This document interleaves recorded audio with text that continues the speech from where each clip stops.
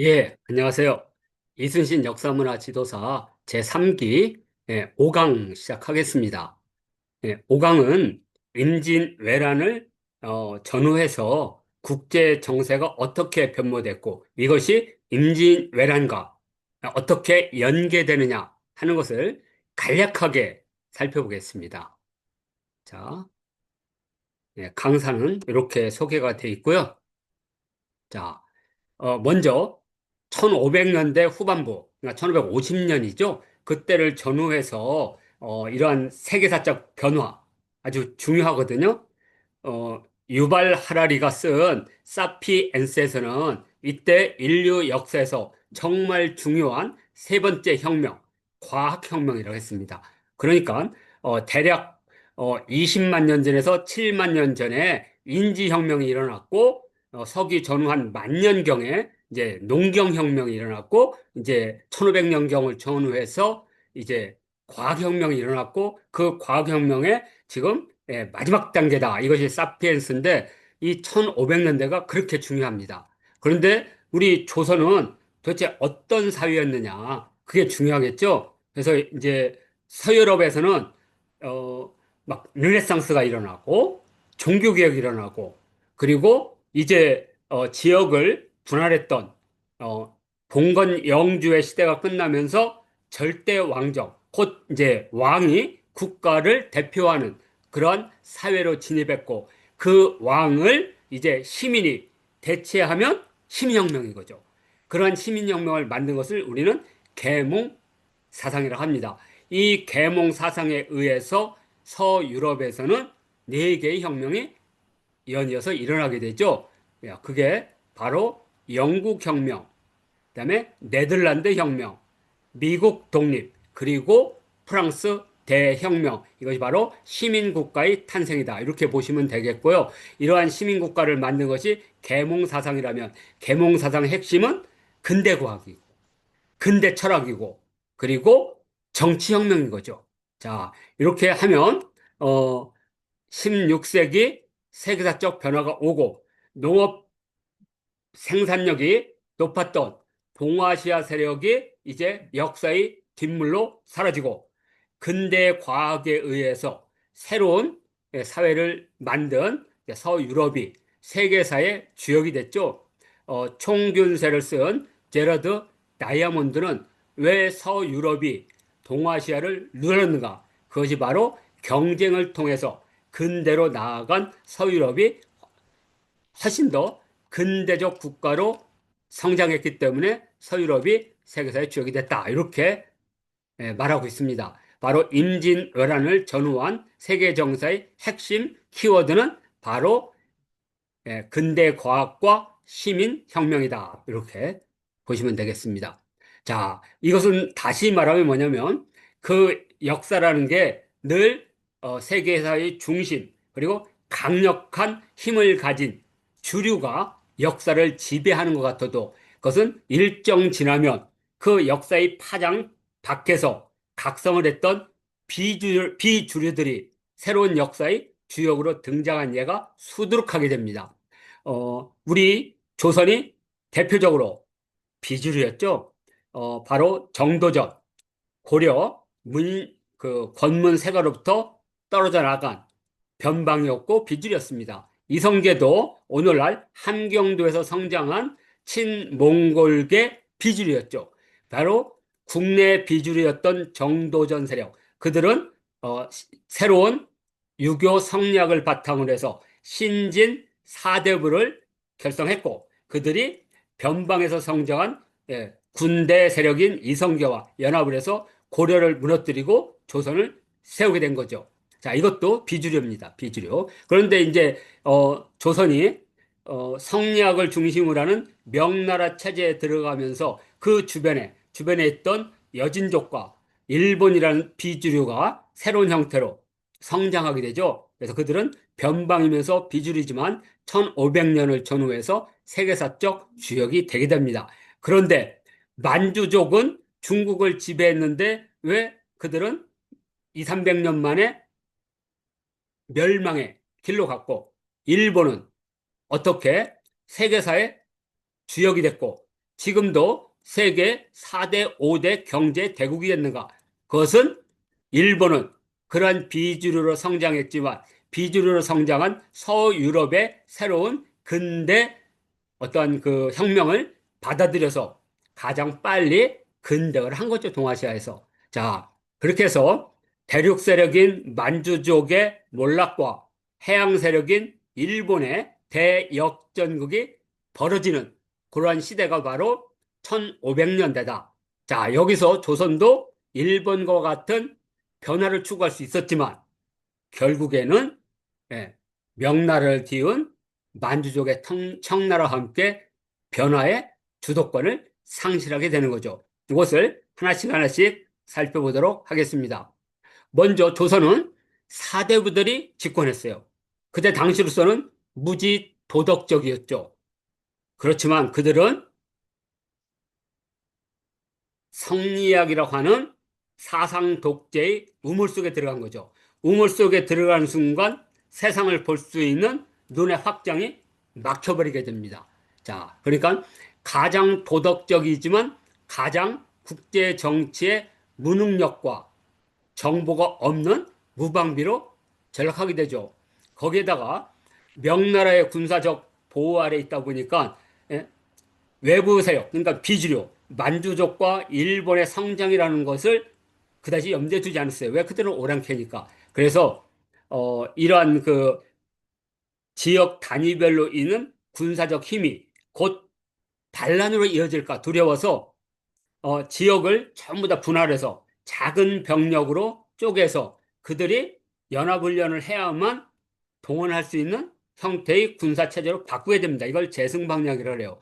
재승방략은 어떻게 보면 군대 체제를 중앙에서 통제하는 효율적인 것 같지만 막상 외부에 강력한 힘이 들어오면 그걸 방어할 수 있는 시스템이 안 돼요. 그러면 일정 기간 시간을 버틴 후에 중앙에서 통제권을 가진 지휘관이 와서 지역을 하나로 묶을 때 가능하지만 이미 적이 빠른 속도로 들어오면 무방비 상태가 되는 겁니다. 이것을 진관체제에서 재승방략으로의 변화. 이것이 무지 위험했다. 또 하나는 명나라를 중심으로 하는 군사적 우산 아래 있다 보니까 많은 군사력이 필요 없게 돼요. 그래서 이들을 궁극적으로 한마디로 군역 체계를 무너뜨리게 됩니다. 그러다 보니까 예, 실제 군대는 10만 명이 있지만 형식상으로는 그러나 동원할 수 있는 군대는 몇만 명도 안 되는 거죠. 예. 그러니까 전부 다 병력은 있지만 실제 군인은 없는 상태가 되는 거죠. 자, 이렇게 해서 이러한 조선은 대규모 침략에 대해서 방어할 수 있는 준비가 전혀 갖춰지지 않았다. 이 상태가 된 거고, 자, 중국은 어, 이 황제의 무능력과 환관들이 득세를 하면서 지방의 유능한 장군들을 대부분 숙청을 하게 됩니다. 그러니까 외부 침략에 대해서 방어를 할 수 있는 훌륭한 군인들이 거의 없게 됩니다. 그래서 그 사이에 뭐 장거정 개혁이나 몇 번 개혁을 했지만 다 실패를 하게 됩니다. 그러면서 이 환관의 전익 그리고 지역에서 광범위하게 농민 반란이 일어나게 됩니다. 자, 그래서 뭐 이자성의 난이라든지 뭐 이런 난들이 곳곳에 일어나게 됩니다.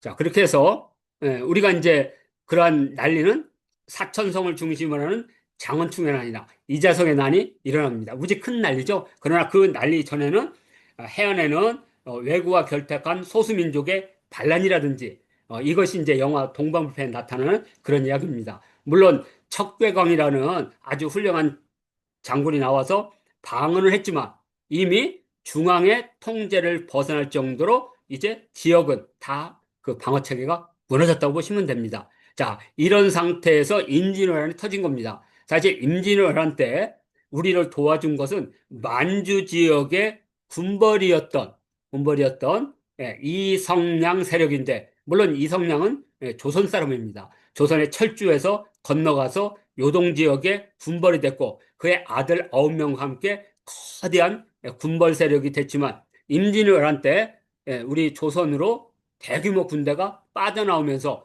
만주 지역에 사실상 공백이 왔고, 이 요동 군벌에 대한 명나라 중앙정부의 의구심은 결국에 이성량과 그의 아들을 숙청함으로써 요동 지역의 강력한 명나라의 군사 기반이 무너지게 됩니다. 그러면서 이 지역에는 만주족이 들어오게 되는 거죠. 그래서 청나라가 들어오는 거. 이런 상태로 이제 명나라도 무너지는 상태가 요때가 그 시대적 상황이다. 그래서 그 척계광의 그러한 그 동방불패 나오는 그러한 그 묘족과 일본 그 외구 세력과 결탁한 침략 세력을 막아내는 영화가 그 유명한 풍운대전이라고 해서 우리나라에서 상영을 했지만 크게 성공을 하지 못했습니다. 그 이유는 이 풍운대전이라는 이름 속에서 그러한 그 항일적 요소를 찾기 되게 쉽지가 않았습니다. 그렇지만 이 영화는 엄청나게 우리가 그 시대를 이해하는데 많은 도움을 주는 그런 영화다. 이 정도로 소개를 해드리고요. 자, 일본은 100여 년에 걸친 군벌들의 투쟁, 봉건 영주간의 투쟁이 이미 이제 끝났습니다. 그래서 일본은 이제 직전신장이라고 하는 오다 노부나가죠. 물론 이러한 것을 소재로 한 소설이 대망입니다. 그러니까 대망을 뭐 제가 읽지 마라 뭐 이렇게는 하지 않겠습니다. 이걸 통해서 이 오다 노부나가라든지 도요토미 히데요시라든지 이러한 그때 당시의 역사를 이해하는 데는 무척 중요한 소설이 되겠죠. 그래서 이때 하급무사 출신이었던 풍신수길이 오다 노부나가의 편입을 하고 오다 노부나가 급격하게 암살을 당하면서 그 후계자로 등장한 풍신수길은 자기 어, 하급무사 출신이었던 컴플렉스로 부르죠. 그걸 극복해야 되고 자신을 지지했던 봉건 영주에 대한 은사, 그러니까 반대급부로 뭘 줘야 되니까. 그리고 이제 100년에 걸쳐서 성장했던 무사 계급들을 너무 넘치는 거죠. 그러니까 이들을 일정 부분 어디론가 보내서 전리품을 주게 하고 정착금을 주게 하고 또 전사하면 일정 수가 정리가 되기 때문에 이러한 여러 가지 변수가 결합돼서 조선 침략을 결정하게 됩니다. 이것이 바로 1500년대 후반의 국제 정세라고 볼 수가 있습니다. 자, 그리고 이제 드디어 북방에서 이제 요동 지역이 임진왜란을 끝이면서 이성량을 중심으로 하는 요동 군벌이 힘이 무지 쇠약해 됩니다. 그 가운데 살아남은 한 사람이 바로 모문용이라는 사람입니다. 그래서 그 모문용은 조선에 들어와서 가도를 점령하고 수많은 요구를 한 한마디로 동네 깡패가 되죠. 그런 걸 제외하고는 이미 요동 지역에는 만주족이 등장하고 그때 당시 이제 북쪽에 잔존했던 몽골이 끊임없는 내분으로 더 이상 역사의 주인으로 남지를 못하고 이 몽골은 결국 만주족에 흡수하면서 역사 속에 사라지게 되는 거죠.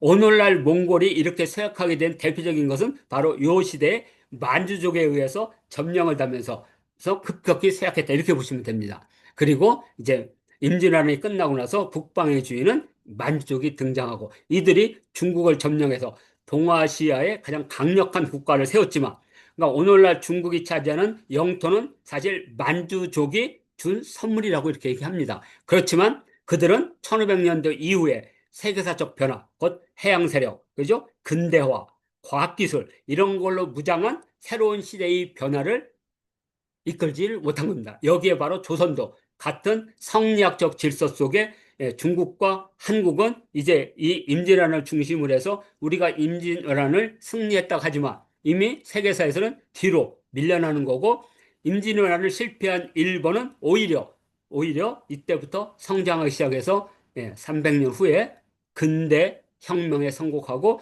동아시아의 패권을 차지하게 되죠. 물론 일본의 제국적 침략이 잘못된 거죠. 그렇지만 그때 성장했던 일본의 근대화가 오늘의 일본을 만들었다는 측면에서 만일 우리가 그러한 변화를 했다면 동아시아에서 우리가 일본한테 그렇게 쉽게 당하지 않고 동아시아에서 유럽처럼 마치 영국과 프랑스 또는 영국과 독일처럼 조선과 그러니까 예를 들어서 독일, 프랑스, 영국이 동아시아에서 중국, 한국, 그다음에 일본, 삼국이 경쟁을 하면서 균형을 이뤘다면 2차 세계대전에 그런 참혹한 일도 일어나지 않았고 조선이 그렇게 가혹한 수탈도 당하지 않았다는 거죠. 그래서 우리가 1500년대 15세기에서 16세기의 역사를 이렇게 보는 이유는 오늘날도 똑같이 중국과 우리와 일본이 경제적 삼강을 이루면서